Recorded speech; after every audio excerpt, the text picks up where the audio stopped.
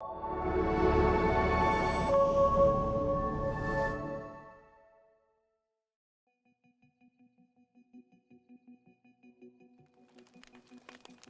are back and ready for another episode of Smoke Talk with the Ancestral Science Podcast on this chilly autumn evening here on the lands of the Blackfoot Confederacy, Tsuut'ina Nation, Îethka Nakota First Nation, and more recently the Otipemisiwak Métis.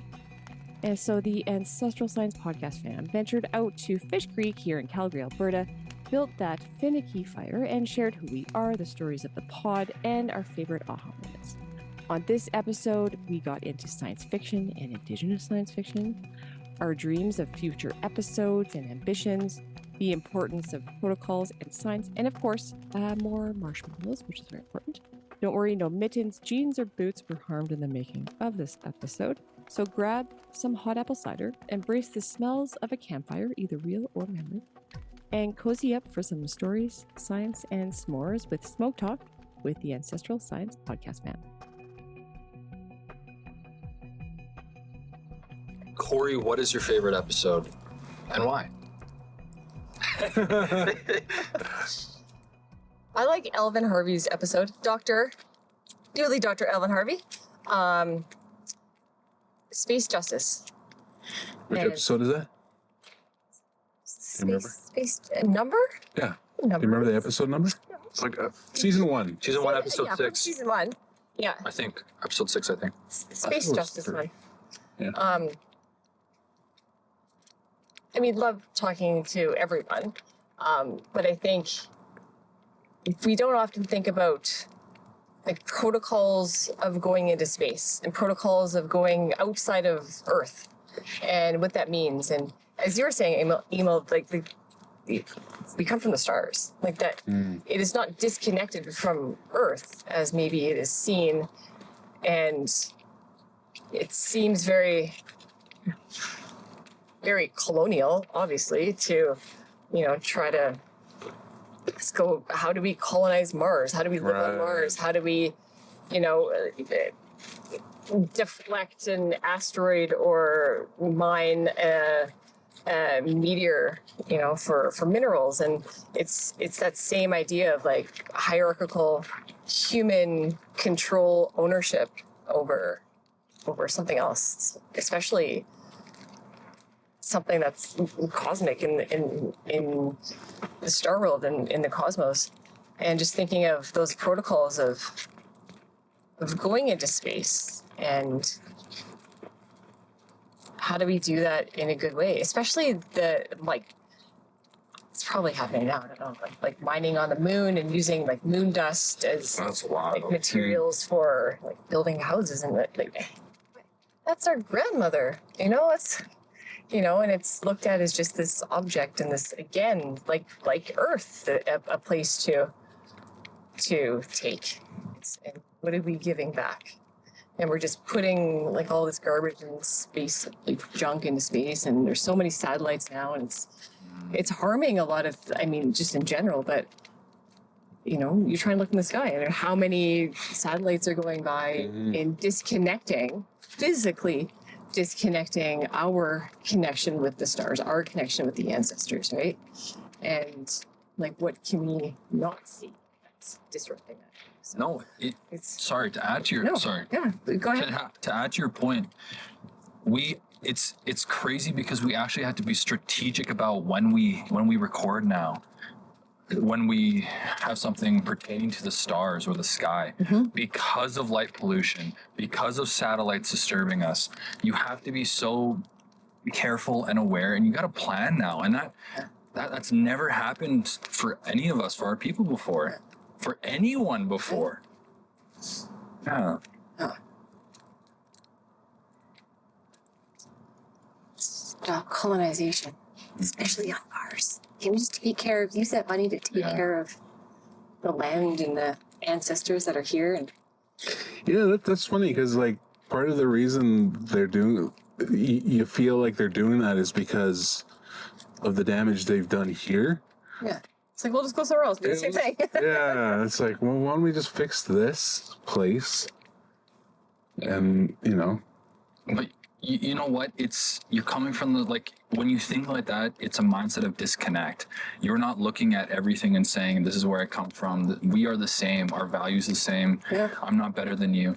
But that mindset is, no, I deserve to have that. That's mine. Yeah. I own that. If I have enough money, I can buy that knowledge. I can buy Yeah. that, right? Yeah. Yeah. I have a question. What do you have any interesting ideas for future episodes? Topics? Like something that you'd like to know more about?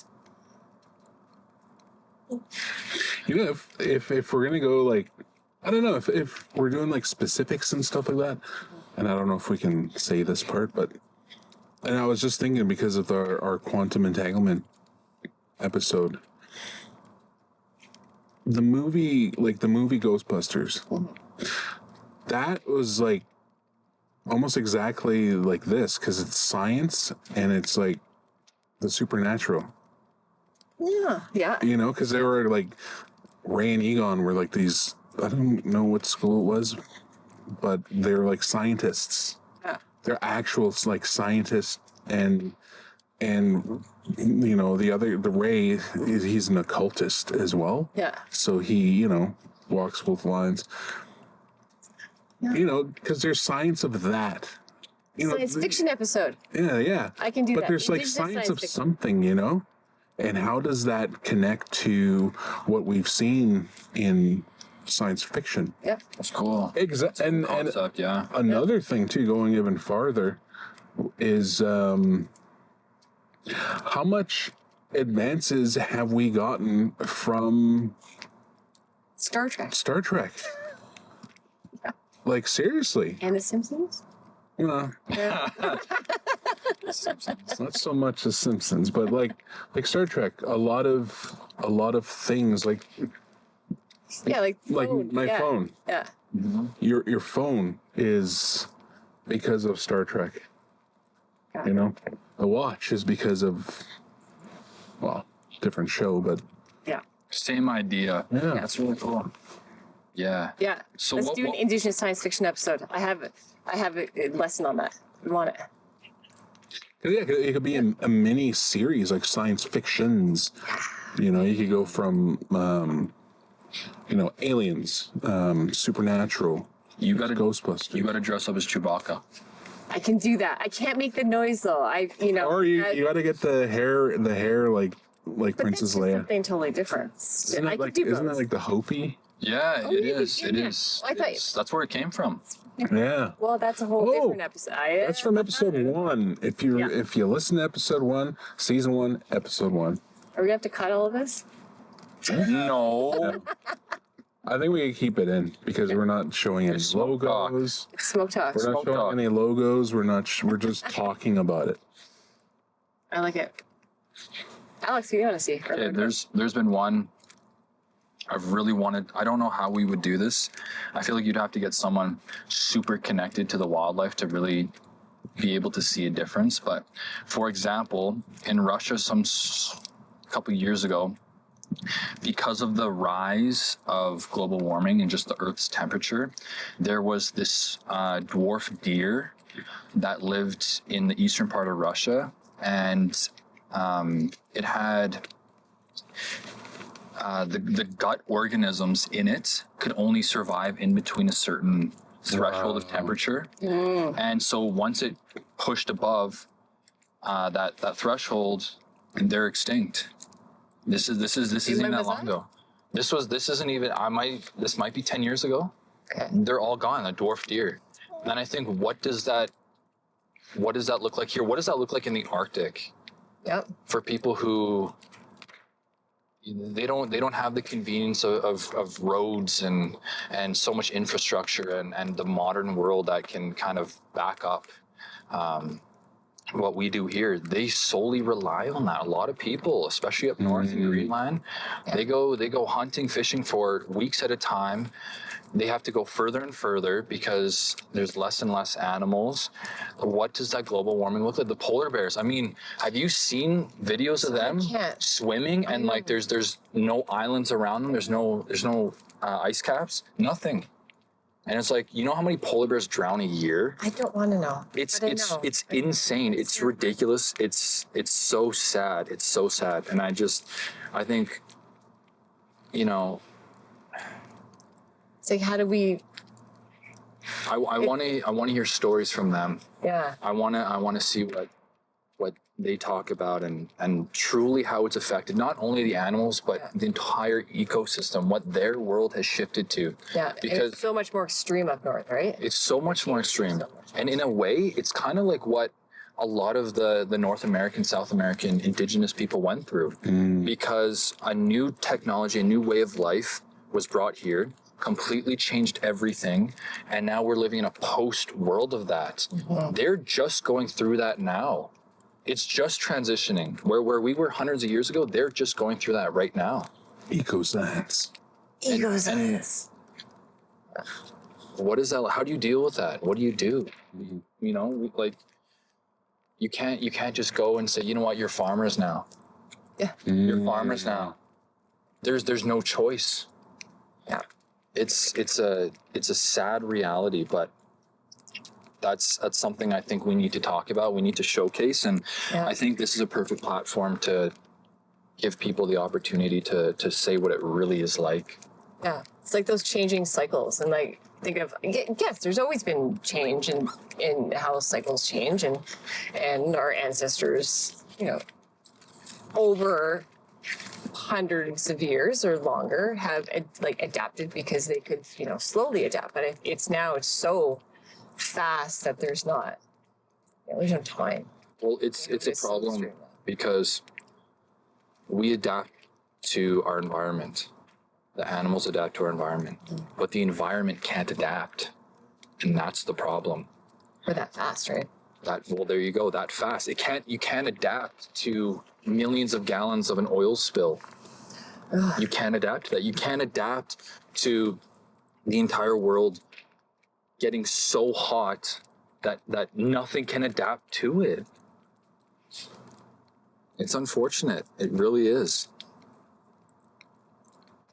But anyway, long story short, that's a topic or an episode I would like to try and look into. And I like it. I would like to look at, there's so many things, I'm trying to pick one. I've recently become fascinated with the depth of science within languages and how I've learned just a couple things, and it just blows my mind every time I learn it. And, you know, it's even, you know, like the word namu for bee, which Reg Kershaw from Bigani taught me that that's the sound. And as we know, like indigenous languages are verb-based because that is the human that's speaking in relationship with what they're talking about, but also that everything is alive, nothing is inanimate. And that whatever that is, it's not a noun, it's not an object of which we were talking about, but it has a past, present, future. It is alive. So therefore it's verb-based. And thinking of namu, it's the sound of the bee flying towards you and moving away from you, and how that namu, how that sound changes based on, you know, location and movement. That is the Doppler effect. And so many examples like that, that's, you know, what are we missing? Like Leroy Little Bear from Guyana says, you know, we didn't have humans that spoke European Romantic languages didn't have a word, you know, they didn't have language to talk about mathematics and science. They had to create a new language. They had to create formulas. They, you know, it's often in Latin. They had to create something because they couldn't use their own language to speak about it. But Leroy's like, well, science is already in our language. We don't have to make up a new language. We don't use math formulas because we already have that in our language when we talk about it. It's already there. Oh, that's really cool. Right? That's really So I cool. want to know more about that, and so I'm fascinated about that. Combining the two. Yeah, I think if there's something that's super misunderstood about this sort of our way of science, it's that there's no separation. Yeah, There's no separation. Like, it might sound weird, but to further your point, speaking about something it could be basically saying like a formula, but you're just it's a language, it's a word. There's no here's a picture of it and here's what you got to do and blah blah blah. No, we're talking about it. Yeah. That's what that looks like. Yeah, it's like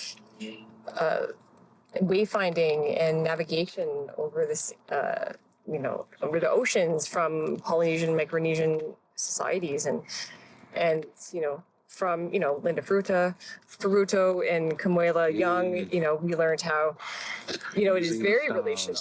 Yeah, using the stars, but also using your body and your feelings and your senses and your smells and every part of your body and spirit to navigate and to sense that there's an island over there. There's that intuition. And that the amount of mathematics and trigonometry that's they're not there on their whiteboard while they're sailing doing equations, but that's we can translate that. Yeah, you can translate it into that now, but it's a different kind of, it's a whole different sense, really. Or maybe it's not a different sense. It's using all of your senses beyond your five senses. Yeah. It's more than it's everything. Like I don't know how else to say that, but you're right. It's not one thing. It's not a map. It's not a GPS. You are the GPS. You are the map. Yeah. Everything, not just you. Everything is. And it always changes because it has to. Mm-hmm. Alex, you always have good questions. Yeah, I gotta think As you about smoke your stogie. Yeah. Come back to me. I'm blanking. The camera's on me. I'm camera shy. No. We finally got the fire going. Yeah. The giant pile of coals. Yeah. It's great. You should do every episode like this. I know, right? Yeah, it's a good environment to be in. Yeah, for sure. Well, do you have any questions? Yeah. How many have people approached you about doing an episode? Have people been like, "Hey, you should interview me because I know this"? Yeah. Yeah. What do you usually tell them? Depends on who they are. Yeah, we only accept A-list celebrities on this podcast, ladies and gentlemen. But it's also, there are episodes with people that I haven't met, and that's, it is harder for me. I'd like to, have some relationship with the guest beforehand, and even if, it is a, yes, people with email and think this is a great person or, love to be on the pod. And it's about relationality, but relational science. There we go. But it's a lot easier to have a conversation with someone that you know. But Actually, I got a good question. A good question. Just really confident. No, I have a question. Don't worry, folks. We're getting to the good one. We're getting to the good stuff now. Yeah. No. the secrets are told. I was just Hey, thinking, smoke talk. how has your relationship to science changed doing this for a year and a half? That is a very good question. Emo's coming out swinging. Home runners, yeah. I think it's made me more humble. And just like the depth, the depth of knowledge with like all of the guests and, you know, the origins of all of these stories and knowledges that we are really privileged to be able to share and pass on. And I think people appreciate that.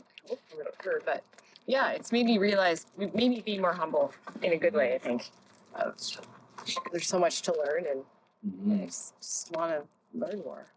And then just following up with that question, what has there been an episode you've done thus far where it really made you think, or something you didn't know about and you're just like, wow? That happens in every episode when I'm like, I don't know how to respond, and my mind is just blown. Like the berries, like with Dr. Nicole Redvers, and the significance of berries up north, and just the wellness and the healing and the science that's brought out just from, you know, eating the food of the land that we're from. And it's, you know, a lot of it's reaffirming where, you know, there's always an imposter syndrome, like doing, for me anyway, I always feel like you know, what right do I have to be learning this, or to be in this, you know, this situation where I get to talk with so many awesome, knowledgeable humans. But yeah. Can I also ask another question? And I want this to be for both you two. What was, it's kind of similar, but not just in the podcast, but regarding science, a different way of thinking, that sort of thing. What was a profound moment for you that kind of changed things for you, you know? With the podcast? Science in general. I mean, we all came here for a reason, right? Like our pursuit of science and understanding didn't just start with this podcast. It grew into it, right? Yeah. I mean, I told you the story of the body tally counting system. I think the language piece, like that blew my mind. You know, stories of just the innovation of our ancestors, and like knowing that there's a drawing of smallpox on a winter count where it looks exactly like what smallpox looks like under a microscope, but there's no microscopes. You know, that blows my mind.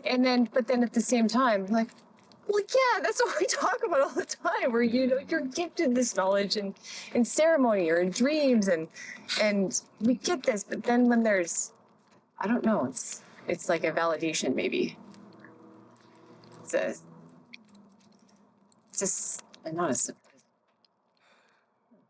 validation of these teachings. Not that it needs validation. We know that. Yeah, we're verified. We're verified. It's like we know. Snap. Scientific. Yeah. For thousands of years, we've known, like, burning sage and different medicines, you know, cleanses our spirit, cleanses the air, cleanses all on a microscopic level. Yeah, and we've known that, but then it's like, oh, science has proved it. I'm like, yeah, and it's kind of cool. Yeah, we've known that though. Don't need the scientists to validate that, but also kind of cool. What about you? Yeah, no, just it's funny because as you're speaking right now, it's just, it doesn't even go into, it doesn't just like happen in science. Like, I'm noticing different places I go, like conferences and like it's funny because it's like our ways. Yes, we've known things for a long time. We've just known. It's just part of us and how we've grown up, how we've learned things. And it's funny when, and like going to these different conferences for all my other different jobs. It's funny how much we honor people when they find out something about our culture through their ways, through learning, and then they present it back to us, and they're just like, they present it back to us as like, like, you got to understand this. And we're all just kind of sitting there. Yeah. But it's funny how we see that, and then we're like, yes. And there's validation, but it's like, it's funny because it kind of goes both ways. It's like, yes, we've known that, but a professional has said as such now. Yeah. So now we gotta honor them with a blanket. And it's just, it's a little weird, but it's like, okay, no, it's like getting validation feels good. Yeah. And I think, for me, it's kind of like cross platforms and understanding and seeing those things and how they fit in different rooms, I guess. I guess that would be my answer. Yeah, well, I think that's pretty interesting too, because you go to conferences or you listen to talks or people that say they're professionals or they've specialized in this, and you just believe them. You have a kind of, they create this kind of perception that even without giving you the knowledge, you look at them and you say, yeah, you know what you're talking about. You're the forefront of this. And that's so crazy to think about it like that. But I think most people don't really realize that if you scrap all of that a lot of the people we talk to, all the people we talk to, are no different from those people. They're no different. It's having the, I'm backed from this school or this institution, or I got this many letters after my name. Well, exactly. Exactly. It's the perception. And I think that's also a way that people feel they have to prove themselves, is by those things. Yeah. Of course. I'm at whatever institution. Okay, I'm the leader of all of this. Yeah. No one else. Even though everything I studied is from someone else. It's like that. Yeah. Yeah. Okay, I'll share mine. I learned this maybe a year or two ago, but hold on, we're getting toasty. Okay, go. I had learned that the way you talk to water actually changes the way it forms. Oh, yeah. What it does.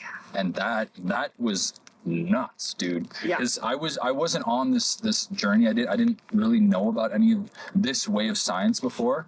And so slowly through time, learning things like this, it blows your mind. It blows your mind. But again, this was known. This isn't new information. This isn't groundbreaking to our community. And that's just, that really just stuck with me, and it will stick. That's like giving certain intentions or sayings or pictures to water, and how it expresses it, it listens, it remembers. Mm-hmm. And like even tears, how tears are different, that they look different when there's sad tears, happy tears, funny tears, right? Funny tears. Funny tears, that happens. The best tears. Yeah. Well, even snowflakes too. There's not one identical. They're all unique and all different, and everything's unique. Mm-hmm. Mm-hmm. Yeah. Well, I think the fire's going. I think we did it. Actually, I have one last question. Okay, do it. To both of you. Why should somebody view or listen to this podcast? I should Yeah, but get the secret stick. okay, I can answer that. Okay. Because it happened to me. I did not grow up with people around me who thought this way, who even had access to this knowledge. It was just so taboo to think about anything like this. And I no longer look at this world as 3D. I look at it as 4D. There we go. There's another field out there. There's another dimension. There's another place. It's not just black and white like it says in the textbooks. It's so much more than that. And it's not only just learning one thing. You're gifted the opportunity to continue and you want to learn more. You want to continue to push these boundaries past these textbooks, past these squares, everything. It's literally changed my life. I do not look at anything how I would have looked at things a year ago. It's changed my life. I like it. I think there's so much change and uncertainty and I think fear in the world, especially with climate change, and there's so much talk about sustainability and I think the podcast allows, I hope, for people to have more of an open mind and heart to how we live alongside, everyone, like humans, land, animals, cosmos, and to hopefully see a more relational world. And we can't do this work alone. And we know that, our ancestors lived in reciprocity, lived sustainably, didn't take more than they needed. And that's what we have to, that's what the future is. It has to be sustainable, or else we cannot keep taking more than we need. And that ego, that wetiko is the norm now. That insatiable greed in every aspect of our life has been such a detriment to humans in the land, and this way of thinking that everything is related, everything is an ancestor. Have that humility and respect, which is the basis of Indigenous science, the basis of relational science. And I think listening to the podcast, I would hope that there's a bit more openness to how we live with everyone around us. It changes the narrative. Yeah, change the narrative, and like how do we do science? How is science funded?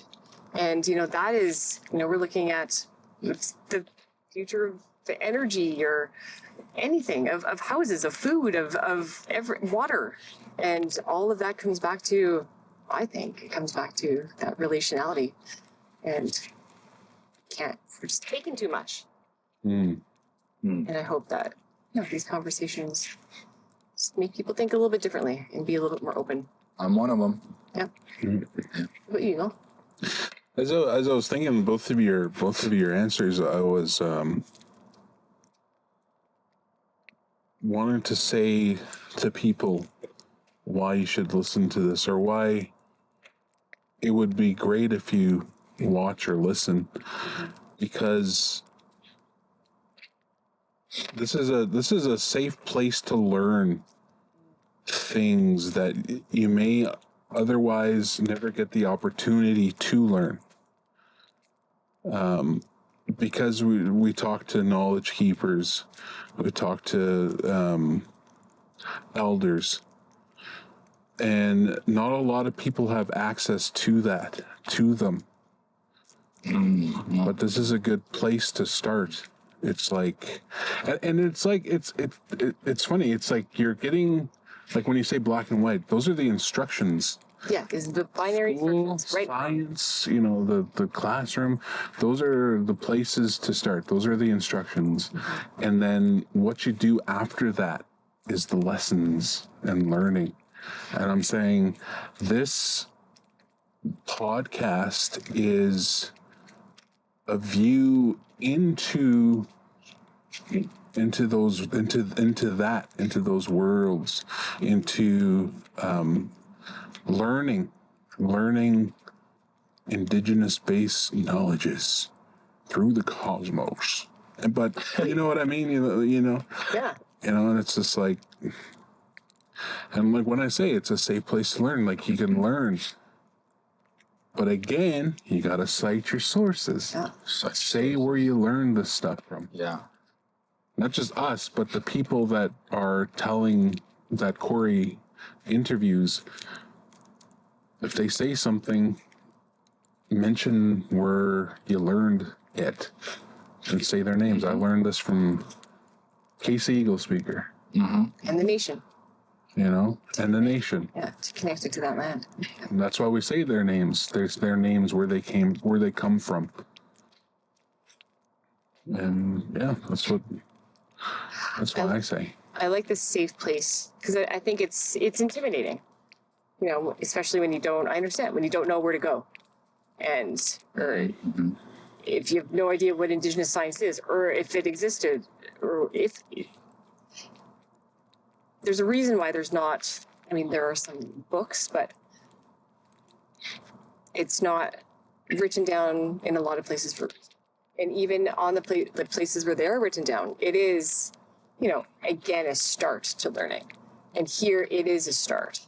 And know that a lot of the knowledge and the depth of that knowledge, that quantum, that trigonometry, that's there. It's preferred. That's the next level when you are in the room in those conversations. And that's it's a sign. Yeah, the fire's supposed to leave. Yeah, it's like don't, and then that means you don't tell it because that is, you know, that is those stories and the depth of those stories, the depth of that science is not written down. That's, you know, that's gifted to the person or experience. You know, Definitely. I think that was a great conversation. And with that, no, I was kidding. Do I see it? No, that's where you end. And with that, thanks, Ancestral Science Pod fam, for making this awesome fire. Having a great conversation. And being cool humans. Now everyone knows a little bit more about us, our intentions, why we do this, and hopefully do more. Oh, we will. No, this is part one of many. To help us to do more and to share more knowledge and do more of these. Oh, Definitely. totally. yep. Great. Yeah. Cool. Okay, everyone pose.